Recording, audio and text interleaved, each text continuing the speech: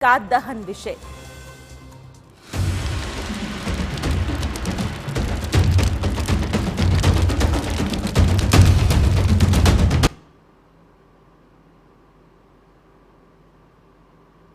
तो आज होलिका दहन पावन पर्व है અને આને લઈને अलग अलग जगहों पर विविध आयोजन पण करवामां આવ્યા છે।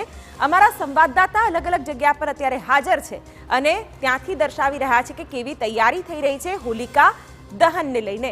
ખાસ તો જિગ્નેશ પટેલ જોડાઈ ગયા છે અને સાથે સાથે અતુલ ત્રિવેદી પાસેથી પણ જાણીશું કે તેઓ કેવા દ્રશ્ય જોઈ રહ્યા છે। જિગ્નેશ, પહેલા આપની પાસે આવીશું હોલિકા દહનને લઈને અને ખાસ તો હવે વૈદિક હોળીનું પણ મહત્વ વધી રહ્યું છે। आप जे जगह पर हाजर छो त्या केवी तैयारी करवामां आवी छे होलिका दहन ने लईने?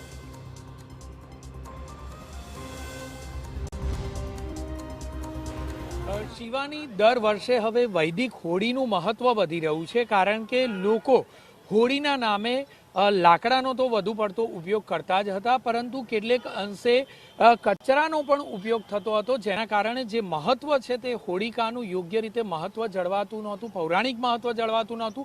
હાલ અમે છીએ મહેમદાબાદ ખાતેના સિદ્ધિ વિનાયક દેવસ્થાન મંદિરના સ્થાને કે જ્યાં લગભગ 21 થી 25 ફૂટની હોળિકા દહનનું કાર્યક્રમનું આયોજન કરવામાં આવ્યું છે।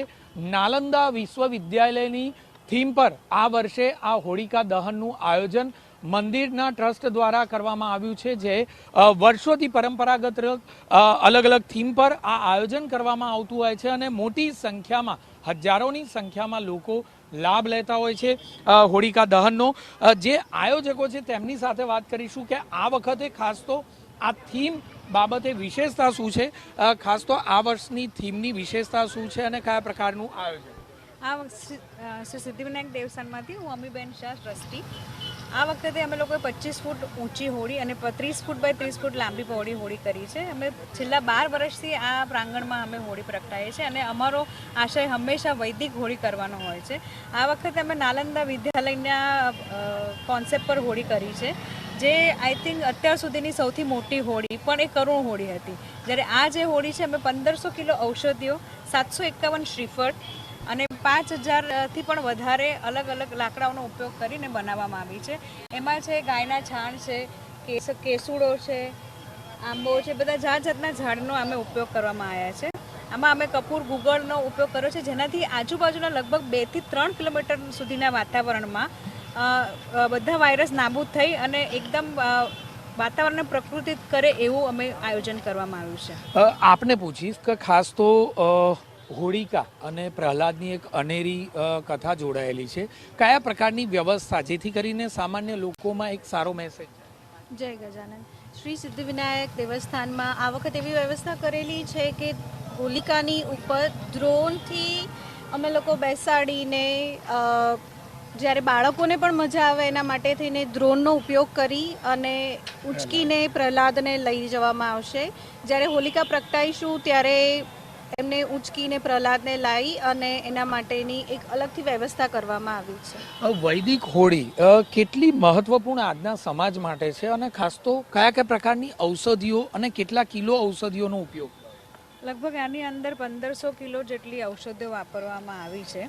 વૈદિક હોળીનો મતલબ આજકાલ જે ગ્લોબલ વોર્મિંગ, જે પ્રકૃતિનો જે પ્રોબ્લેમ છે કે ભાઈ બધે ગ્લોબલ વોર્મિંગ છે, તો એના માટે થઈને વૈદિક હોળી એટલા માટે કરવામાં આવી છે કે એની અંદર અમે લોકોએ લગભગ પલાશ, સેમલ, ખપરા શાક, બાંસ, બેર, સિંદુવાર, નગોડી, ચાકોળ, માલકંગની કુજરી, દાલચીની, સત્તાવર, અનાર, અશોક, એવી રીતે અમે 51 જડીબુટ્ટીઓનો ઉપયોગ કર્યો છે, જેનાથી અહીંયા આજુબાજુના 3 થી 4 કિલોમીટરની અંદર વાતાવરણ શુદ્ધ થઈ જાય। ટૂંકમાં કહીએ તો 51 જેટલી જડીબુટ્ટીઓ સાથે આ વૈદિક હોળીનું આયોજન કરવામાં આવ્યું છે અને સતત 12 વર્ષથી આ પ્રકારનું આયોજન કરાય છે, જેમાં હજારોની સંખ્યામાં ભક્તો દ્વારા આ હોળિકા દહનના કાર્યક્રમનો લાભો લેવાય છે।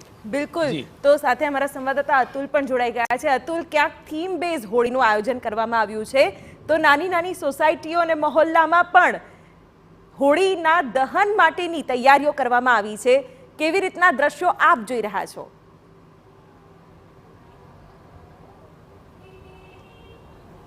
જી, આ ધર્મ અને વિજ્ઞાન સાથે સમન્વય કરતું આ હોળીનું પર્વ છે અને હોળીના પર્વની જે ઉલ્લાસ પૂર્વક જે ઉજવણીની શરૂઆત થઈ ગઈ છે. આજે વહેલી સવારથી જ જે બનાસકાંઠામાં છે અલગ અલગ જગ્યાએ આ હોલિકા દહનની શરૂઆત થઈ ગઈ છે.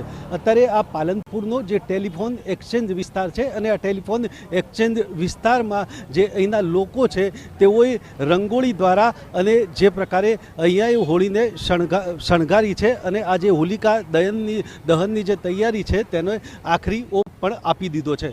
6:45 બાદ જે હોલિકા દહનનું મુહૂર્ત છે એટલે કે બનાસકાંઠામાં પણ અલગ અલગ જગ્યાએ 7 વાગ્યાની આસપાસ હોલિકાનું દહન થશે. ખાસ કરીને આ જે હોલિકા દહનમાં એક પ્રકારની માન્યતા છે કે જે ધ્વજા હોય છે એટલે કે પતાકા હોય છે અને આ પતાકા પરથી આખા વર્ષનો વર્તારો નક્કી થતો હોય છે તેવી માન્યતા છે. હોલિકાનું જ્યારે દહન થાય છે તેને પ્રગટાવવામાં આવે છે ત્યારે જે આ પતાકા છે એ જે બાજુ નમે છે તેના પરથી આખા વર્ષનું વર્તારો નક્કી થતો હોય છે. જો આ પતાકા છે ઉત્તર અને પૂર્વની વચ્ચે વાયવ્ય દિશામાં જો નમે તો તે આખું વર્ષ સારું જાય છે અને સારો વરસાદ જે થાય તેવી પણ એક પ્રકારની માન્યતા છે. અને જો દક્ષિણમાં આ થાય તો સંકટ આવવાની પણ જે એક પ્રકારે માન્યતા છે. ત્યારે હોલિકા દહનને લઈને જે પ્રકારે બનાસકાંઠા જિલ્લામાં તૈયારીઓ શરૂ થઈ ગઈ છે અને ટૂંક જ સમયમાં હોલિકાનું દહન પણ થશે. બનાસકાંઠાના ખાસ કરીને જે આદિવાસી વિસ્તારો છે તેમાં હોળી પર્વનું ખૂબ મહત્વ છે.